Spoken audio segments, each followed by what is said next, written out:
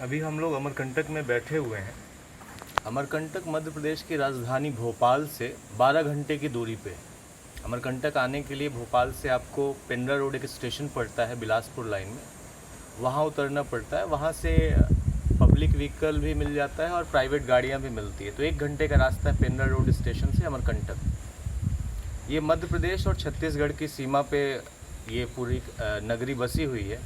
और अमरकंटक के चारों ओर का जो जंगल है वो अचानकमार अभ्यारण्य और अचानकमार टाइगर रिजर्व से घिरा हुआ है। तो अमरकंटक एक ऐसी जगह है जहाँ से 5 नदियाँ निकलती हैं और उन 5 नदियों में से 3 बहुत प्रमुख नदियाँ हैं, जिनमें से एक नर्मदा है, दूसरी सोन नदी है, सोन नदी को नद कहा जाता है, और तीसरी जोहिला नदी। इनके बारे में एक माइथोलॉजी है और किंवदंती की एक कहानी है कि नर्मदा और सोन जो है बचपन के दोस्त रहते हैं। जब इनकी उम्र शादी की हो जाती है तो एक तिथि, एक लग्न तय किया जाता है कि अब इनका विवाह होने वाला है। तो सोन बारात लेकर के नर्मदा के घर आने वाले होते हैं। तो जब बारात आती है तो जैसे हमारे यहाँ रिचुअली होता है कि क्यूरियोसिटी बढ़ जाती है कि दूल्हा कैसा है, दूल्हा सच के आया है या नहीं, बारात कैसी है, बारात में कितने लोग हैं। तो नर्मदा अपनी सहेली जोहिला से, जो कि एक नाई की बेटी रहती है, तो अपनी सहेली से कहती है कि जाके देख के आओ आज सोन कैसा सजा है, कैसा लग रहा है, देखने में सुंदर लग रहा है दूल्हा या नहीं लग रहा है, एक बार जाके देख के तो आओ। तो जोहिला कहती हैं कि मैं कैसे चली जाऊं, इतनी अच्छी बारात आई है, सब लोगों ने नए कपड़े पहने हुए हैं, सब लोग तैयार हुए हैं, मेरे पास तो कुछ है ही नहीं पहनने के लिए। तब नर्मदा कहती हैं कि अच्छा एक काम करो, तुम मेरे कपड़े पहन के चले जाओ, तुम तो सहेली हो, मेरे कपड़े तुम्हें भी हो जाएंगे, जाके एक बार देख के आओ कि बारात कैसी दिख रही है। तो जोहिला को नर्मदा अपने कपड़े देती हैं। नर्मदा का कपड़े देने के बाद जब वो कपड़ा पहन करके एक बार अपने आप को पानी में निहारती हैं जोहिला, तो उनको लगता है कि अरे मैं भी राजकुमारी जैसी दिख रही हूँ, मैं भी इतनी सुंदर दिख रही हूँ, तो क्या मुझे भी सोन जैसा दूल्हा मिलेगा या नहीं। उनके मन में इस तरह की निगेटिव भावना आती है। तो चुपके से जब वो नर्मदा के दिए हुए कपड़े पहनती हैं तो उसके बाद वो नर्मदा के पायल और झुमके भी चुरा लेती हैं और चुरा के पहन लेती हैं। और फिर जहाँ बारात लगी हुई रहती है, जिसे जन्मास कहते हैं, तो वहाँ पे जाके वो सोन, जहाँ पे उनका डेरा डला रहता है, वहाँ पे वो जाती हैं। तो पायल की रुंझुन सुन के सोन को लगता है कि नर्मदा चुपके से मिलने आई, क्योंकि नर्मदा बहुत शरारती और चंचल प्रकृति की रहती हैं। तो उनको लगा होगा कि नर्मदा मिलने आई। तो चूँकि नर्मदा के कपड़े पहने थे जोहिला ने और उनका पायल पहना हुआ था, तो सोन को ये भ्रम हो गया कि वो नर्मदा ही है। और माना जाता है कि शाम का वक्त था तो सोन को पता नहीं चल पाया कि ये जोहिला है। काफ़ी देर तक जब जोहिला लौट के नहीं आई तो नर्मदा को लगता है कि जोहिला को क्या हुआ, कुछ हो तो नहीं गया। तो चुपके से वो सबको किनारे करके जोहिला की तलाश में सोन की जहाँ बारात आई हुई है वहाँ जाकर वो रुकती हैं। तो जब वो वहाँ जाकर देखती हैं तो अंधेरे में उनको 2 आकृति दिखाई देती है और उनको समझ में आता है कि सोन और जोहिला एक साथ अंतरंग अवस्था में उनको दिखते हैं। तो वहाँ से नर्मदा नाराज होती हैं और वो कहती हैं जोहिला की तो गलती है ही, पर क्या सोन तुमको समझ में नहीं आया कि ये नर्मदा नहीं।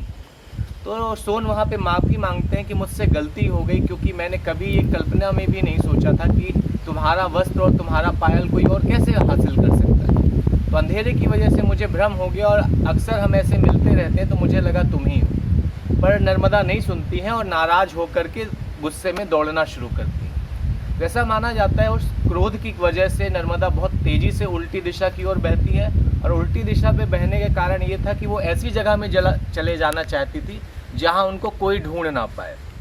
तो किंवदंतियों के हिसाब से नर्मदा पूर्व से पश्चिम की ओर इसीलिए बहती हैं कि वो सोन से नाराज़ थी। सोन बहुत दूर तक उनको मनाने के लिए भी गए, पर जब उमरिया ज़िले में जोहिला और सोन का संगम है तो जोहिला उमरिया ज़िले में सोन नर्मदा के नज़दीक, वो भी पूर्व की तरफ, पश्चिम की तरफ बहते हैं। पर जब नर्मदा नहीं मानती हैं तो थक हार के वो अपनी दिशा की ओर पश्चिम की तरफ चले जाते हैं। तो बांधवगढ़ की तराई में ये सोन नदी बहती है। उससे पहले जोहिला और सोन का संगम भी है उमरिया ज़िले में। तो जोहिला के ऊपर संजय गांधी ताप विद्युत गृह भी बना है। तो जोहिला भी एक प्रमुख नदी है इस इलाके में जिससे बिजली बनाई जाती है। सोन नदी अनूपपुर से होते हुए बाणसागर डैम बना है रीवा रोड में, व्यवहारी के पास। तो आगे जाके पटना में गंगा से मिल जाती है। नर्मदा यहाँ से बहते हुए निकलती हैं डिंडौरी, मंडला, जबलपुर, होशंगाबाद, ओंकारेश्वर, धर्मपुरी होते हुए भरूच गुजरात में जाकर के खंबात की खाड़ी में समुद्र में मिल जाती हैं। तो ये इनकी किंवदंती का मामला है। इसके अलावा सबसे ख़ास बात इस इलाके की ये है कि जिस तरीके का भौगोलिक नक्शा है अमरकंटक का, तो यहाँ पे जिस तरह की वनस्पति होती है वो थोड़ा बहुत वेस्टर्न घाट में होती है, पर हिमालय से बिल्कुल अलग यहाँ की जड़ी बूटी और यहाँ की वनस्पति।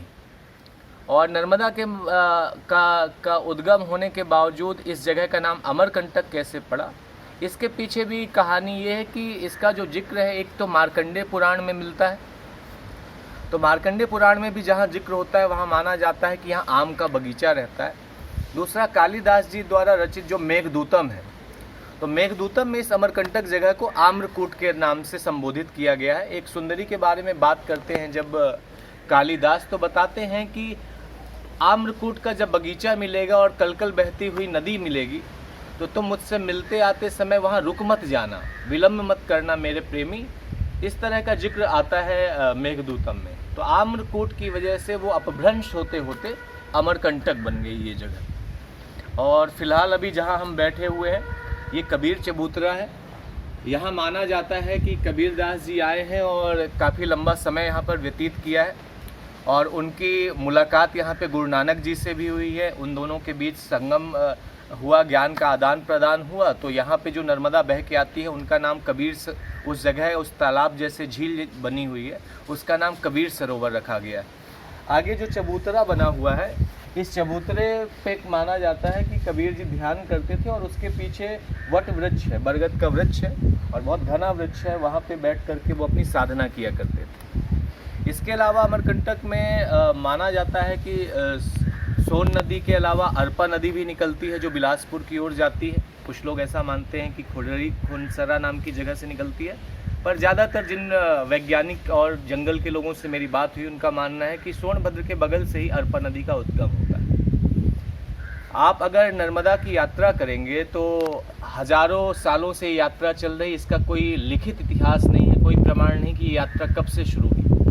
मुझे लगता है इस देश की जितनी जनसंख्या है उससे कहीं अधिक लोग आज तक नर्मदा परिक्रमा कर चुके होंगे और पूरे देश के लोगों का मिजाज एक तरफ है, लेकिन नर्मदा घाटी के लोगों की सादगी और विनम्रता, उनकी मेहमान नवाजी का कोई सानी नहीं।